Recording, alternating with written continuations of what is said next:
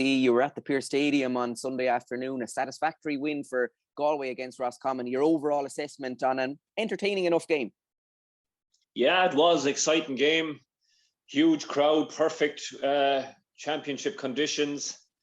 Although the bottleneck getting in and getting out is one thing that I'd rather forget about, Cian. But yeah, look, from a Galway perspective, it was a much needed win for Pádraig Joyce and Galway. Had been turned over there in the last two occasions that they played Roscommon in Connacht finals in 2017, 2019. Galway were going for an unwanted record of losing 4 Connacht finals in a row, which hasn't been done since, back in the 1800s, I'm led to believe. So, yeah, it was a big game from a Galway point of view. Roscommon went up there. You saw the crowd there yourself. They went up with huge expectation, especially after turning them over twice in the league. So there was a bit of pressure on Galway, but talking to PJ before the game, laughing a joke at him, like as the Galway team were running out for the warm up, I was down in the tunnel area and water off a duck's back. That's the way he played football. That's the way he's managing. But yeah, look, it was a much needed win for them, but one that was thoroughly deserved, I have to say. And the scoreline probably doesn't reflect the dominance of Galway in the game. They conceded a couple of late goals, and I suppose that's one thing that, if you want to be anyway critical of the Galway performance, is the concession of 2-16, which is a huge concession. And both times they played Roscommon in the league this year in I think was it round 6 in Hyde Park, and then in the league final they conceded 120 on both occasions against that Roscommon team. So that's just a little bit worried, but they were full value for their win. Brilliant performances all round. The inside forward line were just on fire. So they were, I think it was 113 they got between them. I haven't got the maths here in front of me, but Shane Walsh was exceptional. Rob Finnerty basically couldn't miss, and even when he did miss, they ended up getting a goal from Patrick Kelly when his shot came back off the post. And Damien Comer, he was the big one that I was talking about when I was on the radio. Like, he hurt himself badly, Cian, what looked like a real bad ankle roll in the first half. And I was amazed when I saw him coming back out at half time. But from a Galway point of view, it's probably as well he did, because he was brilliant in the second half, scoring 3 points himself. But again, he had a couple of heavy hits and heavy contacts, and every time he went down wincing. And I'm thinking to myself, this game looks home and hosed, maybe come off the pitch there or what. But he was smiling at the end of the game. That's one thing I did notice at the final whistle. He had a big grin on his face. So hopefully, from a Galway point of view, that he is not injured, because you need him going forward. But it was a brilliant performance all round. Thought Killian McDade was excellent in the middle of the field. He really looked up for real energetic, covered loads of ground. John Daly, for me too, was brilliant at number 6, mopping up. But yeah, the full forward line were the ones that we really leave the game talking about. And what can you say about Shane Walsh, really? That was just, I was under a bit of pressure. I got asked quickly on the radio for man of the match, and I just looked down, and I suppose probably with the Mayo connections with Fat Larry, I went for Rob Finnerty straight away. But yeah, in hindsight and looking back, Finnerty was great, but probably Shane Walsh did shade it. But yeah, looking, Rob Finnerty, 5 points from play, 2 massive contributions for the Galway goals, the shot off the post, but also for Shane Walsh's goal, Rob Finnerty won the dirtiest pass into the top right corner. He had no right to win it, and that resulted in Shane Walsh getting that brilliant goal with the double dummy. So yeah, all round delighted for Galway, delighted for PJ, and one that was badly wanted from a Galway point of view regarding the Connacht Championship, and at last getting their hands on the Nestor Cup since the first time since 2018. Galway's forward play, John, and you look at it, 1-6 from Shane Walsh, 5 from play, as you mentioned, from Rob Finnerty, 3 from play from Damien Comer. Johnny Heaney chipped in, hard-working and as industrious as ever with 2 points. And Patrick Kelly, who is a real addition to this Galway forward line, great for a goal from Mount Bailew Mylock for a number of years, but he scored goals now against Leitrim and against Roscommon in the Championship, and he's a tall, rangy player that has plenty to offer. Yeah, he is indeed. Very dangly, all right. Very, very, yeah, huge kind of dangly figure, as you mentioned. But yeah, he has a little knack getting goal, and he was alive to that ball that came back off the post from Finnerty's shot. And I had to watch it again because I did call it correct when I was on the radio calling it, but he actually drop kicked it into the net, which is with his left foot, which is extreme confidence. So yeah, all round it was good from a Galway point of view. And I thought Roscommon were a little bit naive. Galway sat back at stages. They had the 15 inside the 45 when Roscommon were trying to hold possession and try and penetrate and break holes in the Galway defence. But God, when Galway broke, they came like, breakneck speed, players coming from all over the place. They had umpteen choices there, especially in the second half. I thought Roscommon left themselves very wide open, and one of Comer's points in particular in the second half, I can't remember which one he got, but I think any one of 3 or 4 Galway players could have ended up scoring that, but it was actually himself and Rob Finnerty that were back on their own 45 to dispossess. Can't remember exactly which Roscommon player it was, but they broke there again, and Roscommon had no cover there, which was a little bit naive on their part. So it was a classic case of a counter-attacking game of football for Galway. And when you've got fellas like Comer coming like a bulldozer, like a train, and Walsh with his guile, and long pass then into any of them fellas, and nightmare to defend against. Like if you Shane Walsh in acres of space in Salt Hill or in any pitch, and the same with Comer, sure, it's an absolute nightmare trying to defend against that. Like I felt sorry for the Roscommon defenders basically, who were left one-on-one. But yeah, Walsh showed all his repertoire of skills. He's got this lovely dinky dummy, like I think I watched the Sunday game, and I think Eamon Fitzmaurice described it beautifully as, once you see Shane Walsh slowing down, get ready for something special, like, because his brain is thinking about something different to create space for himself. But yeah, they can be very happy with their performance, and now look forward to a quarter final. Since 2001, John, Galway have only contested one All-Ireland semi-final, and I know now there's going to be a lot of football played in the next number of weeks with the round 1 and round 2 qualifiers, and it's hard to know who precisely Galway are going to play, but to reach an All-Ireland semi-final for Galway, it's a critical thing, considering they've only played in one in the last 21 years. Yeah, and the record in Croke Park isn't good as well. I forget, it's a while since they've won up there, is it? Or have I missed a game somewhere? I just remember somebody said it's a long time since Galway. They beat Kerry in the Super 8s, and they had a Division 2 League final win against Kildare, but before that they had gone a long stint without winning. Yeah, I knew the record hadn't been good up there. Yeah, but look, we all know what's happening with the qualifiers. It's going to be luck of the draw stuff here, and I think everybody appreciates that. And I'm not going to be disrespectful to any team by naming the teams, but I know the teams that, the teams. It's not rocket science to figure out which teams the likes of teams want to get. And yeah, it's nice to test yourself against the better teams, but not at the expense of getting to an All-Ireland semi-final. You'd like to get the best draw possible for your team with the chance of progression. So that draw is going to be fraught with danger again. The only good thing that I'm going saying for the likes of any of the provincial losers that will have to play a round 2 qualifier, because everybody was going to say, like, look at Kildare took an awful paste, and Limerick must be absolutely deflated. Donegal, after losing their 3rd Ulster final in a row, will have to be very set back after that. Roscommon were expecting. So all the 4 provincial losers are a bit of work for their management teams to do there. But the only good thing from their point of view is you've got this weekend coming.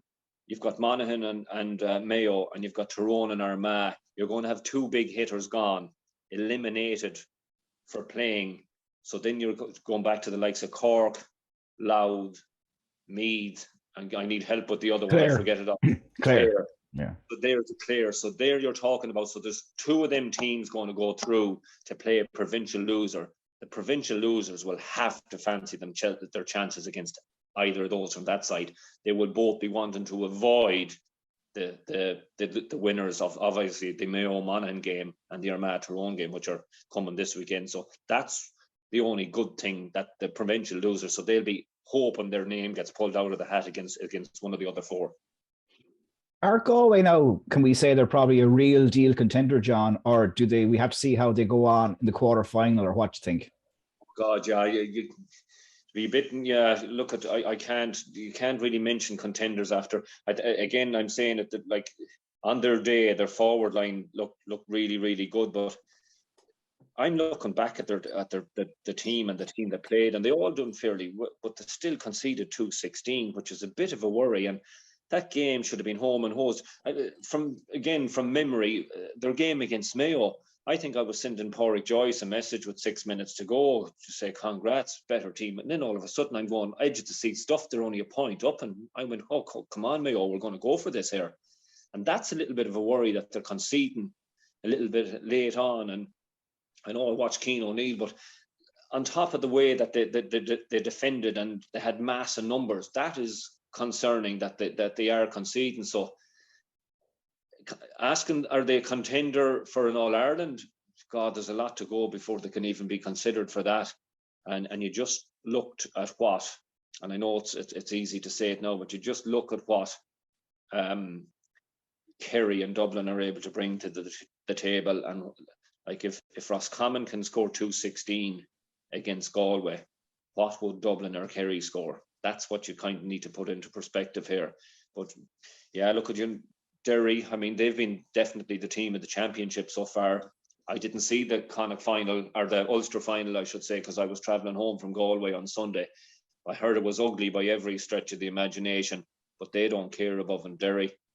That's a marvellous achievement to do what they've done and the way in which they've done it. But yeah, see, they're the type of things now that the likes of Rory Gallagher, if they ever came up against the likes of a Galway team, what he'd do with that Galway full forward line, like, because he'd have a way of trying to negate their influence and stuff. But they will take beating. Again, mentioned the draw. So we can't predict anything because we haven't a clue. It's not as straightforward as one province the other, because the teams coming out of that round one qualifier, particularly the winners of the Mayo, Monaghan and the Tyrone, are going to have a big say in the championship. And we'll stick with the qualifiers now. Obviously, with a big game Saturday evening at Hastings Insurance McHale Park, Mayo and Monaghan. It's been a long time now since Mayo have played. They've a long time to build up this game. Like, what are you expecting to see come Saturday? Do you know what? That's good. That's, I think, the best point. It seems like such a long time ago, nearly like a different season since we played. It's 6 weeks, feels like 6 years nearly since Mayo played.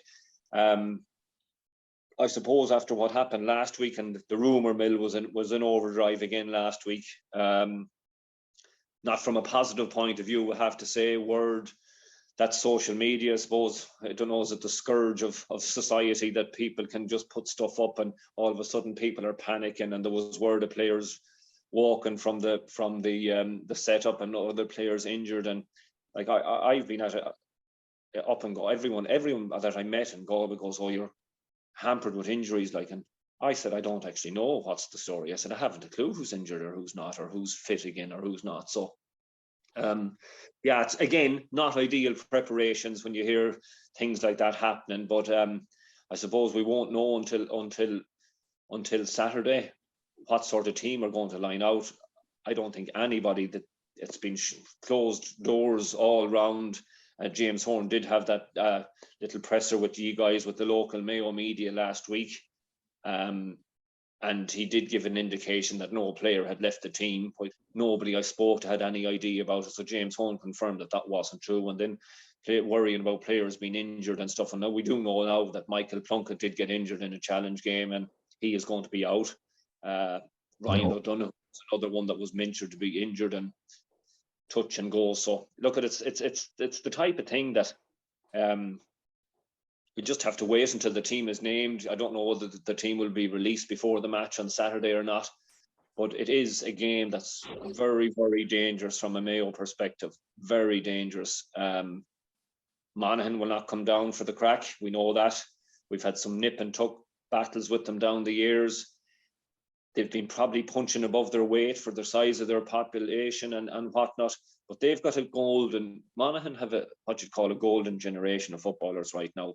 Few that come along together, and in fairness, they've been hanging on in Division 1 for the last couple of seasons, just above the relegation, but that's all they really care about. But I was somewhat surprised that they ended up losing against Derry. I covered their game against Down, and again, who am I to suppose compare them after beating Down, who were in disarray, but they just looked very, very tuned in. They're big, they're physical, they're aggressive. They attack from everywhere. Jack McCarron is playing the football of his life. sensational player. Of course, you've then McManus, and then you've got a couple of newbies. Mohan, the mullet, as I was calling him, the guy with the mullet in full forward, big and physical. So they're going to bring a whole level of aggression down here, and they'll certainly want the Mayo scalp. And just going from back there, I know I wrote in the paper a few weeks ago, but that game against Down that they played, and I think it was probably a first subject to have been put right on it anyway, that their numbers 1, 2, 3 and 4 actually all scored in a championship match, which was a remarkable stat really. So Rory Beggan, of course, the goalie, we know, coming up taking frees, but Kieran Duffy got a point, Conor Boy got a point, and Ryan Wiley, the captain, got a point. So it was remarkable. So that's just a level, and also Conor McCarthy from wing back. So that's something that Mayo will need to know.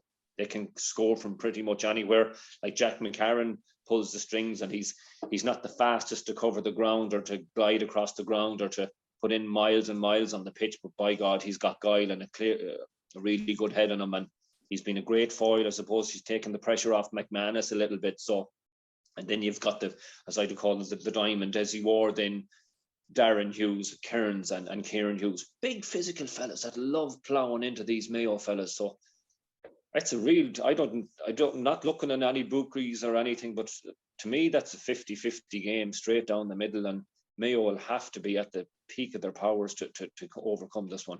And of course, Monaghan in the ranks of the backroom team behind Banty have a man who knows Mayo inside out with Donny Buckley there as well. So that'll bring an extra added spice, and more than Cian O'Neill been in with Porry Choice this year. Yeah, it's funny that you mentioned that. After the Monaghan game, I was up on a Monaghan and Down game. I was on the pitch, and Donny Buckley was beside me, and I said to him, "How are you, Donny?"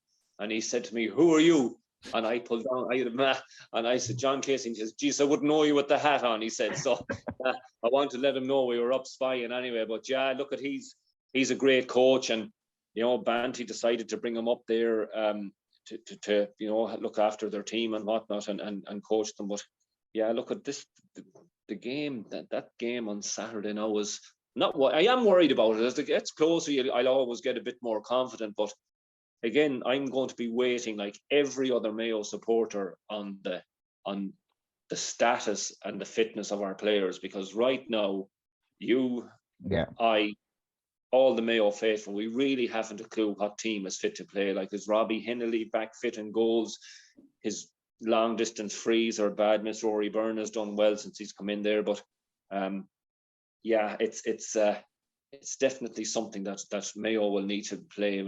And it seems so long since we've had a game of football. Like, we're itching for. And Galway have had 2 games since. Roscommon have had 2 games since we lost. So yeah, it seems like when Mayo, I didn't have Mayo penciled in for losing that game against Galway way back on the 24th of April. So I hadn't really looked at the qualifier route. So I got a bit of a shock when I heard, I thought Mayo were probably going to be playing the following week. I hadn't looked at it closely, the draw and stuff, but I got a bit of a land when I heard Mayo aren't playing for 6 weeks now. And I went, well, geez, that's a good thing. Plenty of time to recharge the batteries. And we mentioned a bit of soul searching, but we can't be overcritical of what we can be, I suppose. Mayo's performance in Galway was not good. Galway are now kind of champions. Mayo only lost that game against Galway by a point. I think it was the frustration, the performance that people were looking at and going, God above, where are we going here and stuff. And like you look at the last 3 big games that Mayo have played: the All-Ireland final last year against Tyrone, the league final against Kerry, and then the Galway championship match. And they've been 3 losses. So Saturday is a massive game, really, from a Mayo perspective. And if they do get over the line on Saturday, they'll have another game, and then they go into a quarterfinal, which will nearly put them into a better situation than the quarterfinal. So they're going to come in with 2 hard games behind them after a break where they like Galway, Kerry, Dublin. They'll be 4 weeks out of game. Yeah, you're being very presumptuous there, Colm, when they'll have 2 games played before they get to a quarter-final. Yeah, that's... Okay, he has you back in Croke Park, Johnny. He has you back in Croke Park already. That's optimism of the highest level there. Yeah, I'm not looking past Saturday at 4 or 5 o'clock. But again, I can't keep mentioning, but the draw is of massive critical importance, and who they get. I mean, without being disrespectful, Limerick, obviously out of the provincial losing finalists, look, the team that any of the round 1 qualifiers will want to get, just to ease into it. Not if you want a tough game to prepare you for a battle, but it might be an ideal situation. Donegal, you don't know what you're going to get any given Sunday with them, and Kildare as well. Bitterly, Mayo can't play, if they do beat Monaghan, they can't play Roscommon. Be a good test if they did get over it. Can they play Roscommon? Sorry, they can play Roscommon. Yeah, I think so. Sorry. Yeah. Oh, my head is a bit scrambled. Sorry, it's Galway. If Galway cannot get Roscommon or Mayo in a quarter final, that's what I was trying to think about there. Yeah. So basically, it's an open draw after round one. Any team can meet each other. So, like, yeah, them games are, the home advantage might be a critical thing, but the last thing you'd want to be now was a dirty away trip above in Ballybuffet after seeing off Monaghan in round one. But look at it. It makes it all the more interesting, I suppose, and novel to say the least. So yeah, still trying to get your head around how the straw works and stuff. Your brain gets frazzled trying to work out all the different permutations. Ultimately, though, John, whoever wins in Castlebar, Mayo or Monaghan, it would relaunch. Whoever prevails, it would relaunch their championship, and it'd set them up nicely for the rest of the year. So, like, it's a high stakes match. 100%, and more than the other game in Armagh as well. Whoever comes out of them two games will have to fancy their chances with the little bit of confidence they'll have got from taking out a big hitter. They'll have to fancy their chances against any of the provincial losers, the provincial final losers. They'll have to, and that includes Kildare, Donegal, Roscommon, because them fellas will have less time to get themselves ready. They're after, I suppose, suffering in the case of Kildare and Limerick, two relatively humiliating defeats. Roscommon looked like they could have been on the end of one for a good while above on Salt Hill, but in fairness, they clawed back and got a couple of goals, so the scoreline was kind of glossed a little bit. But yeah, Donegal will be wondering. Stephen Rochford and Donegal, they'll be wondering about that game against Derry, like they were.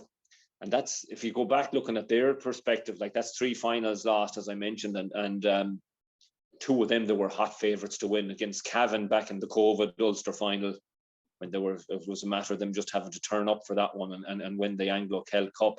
And then last year, of course, they were beaten fairly well by Tyrone in the Ulster semi-final, I think it was. And then this year again, then by Derry team after, Donegal looked like at the start of the Ulster Championship, they gave Armagh a bit of a trim, and you thought, whoa, then the performance dipped a little bit against Cavan. Was that a smoke screen for they're saving themselves? But now Derry turned them over in extra time last weekend. So yeah, they're kind of at a crossroads as well as everything. But you would fancy, to answer your question, the winners of Monaghan and Mayo and Armagh and Tyrone to make it through to a quarter final. Yes, is the end. That's the end. Does the fact that Mayo have embarked on, I suppose, backdoor adventures previously, does it carry any relevance? I know you have a certain amount of survivors, overall a different team with a lot of newer players, but has that any relevance at all going into this weekend? I think zero. Absolutely zero. Yeah, I think it's a whole new ball game. Like the only thing, from being up in it, it's lovely to see massive crowds back at matches again. Mayo won the last 2 Connacht championships with no crowd at one and very not many at all. I suppose we were in Croke Park for the other one, last year's one against Galway. So yeah, they haven't embarked on this qualifier route. The only thing is, we mentioned it's a little bit more condensed with none of the other teams with the Tailteann Cups inclusion this year. So I mean, the bottom line about it was very little chance of you getting a kind of a cakewalk qualifier game to get the wheels in motion again, like you would have maybe got when there was no Tailteann Cup. But from me, Colm will know, I ranked the teams in order of the worst Mayo could have possibly got in the qualifiers. Monaghan were number 2 behind Tyrone. Like, so the only solace we'll take is it's a home venue. So I think the experience before has zero relevance, Cian, because it's a simple game of football, and they know, like Mayo had a qualifier. Did Mayo play Armagh in a qualifier in Castlebar? Yeah, they did, yeah. He's very lucky to win that game from memory as well. So. And against Derry, another year in Castlebar as well. They needed Conor Loftus got a late goal against Derry. Yeah, that's coming back to me now as well. And yeah, Jesus, they were. We could have been out of the championship, out in our ear, like before we knew it, and there would not be said about it. But I don't think previous experience of this has any relevance whatsoever in a 50-50 game, Keane.